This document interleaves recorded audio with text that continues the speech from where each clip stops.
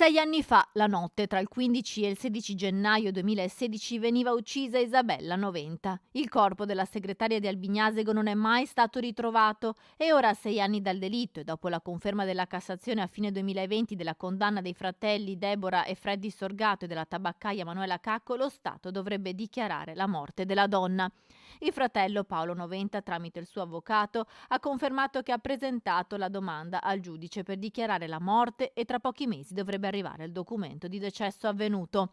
Nel frattempo, in carcere, i fratelli Sorgato, condannati entrambi a 30 anni per omicidio volontario premeditato e occultamento di cadavere, non hanno mai mostrato pentimento e non hanno mai fatto ritrovare il corpo della povera Isabella. In un primo momento avevano detto che Isabella era morta a seguito di un gioco erotico finito male e di averla gettata nel Brenta, una versione che non ha mai trovato riscontro e che non ha mai convinto gli inquirenti. Durante le ricerche nel fiume era morto anche un sommozzatore della Polizia di Stato. L'unica a fare delle ammissioni sul delitto era stata Manuela Cacco, la tabaccaia di Campo Nogara, ex amante di Freddy, che nelle ore seguenti al delitto aveva anche indossato il giubbotto di Isabella ed era andata a passeggiare a Padova facendosi immortalare dalle telecamere cittadine per simulare un allontanamento volontario della segretaria di Albignasego.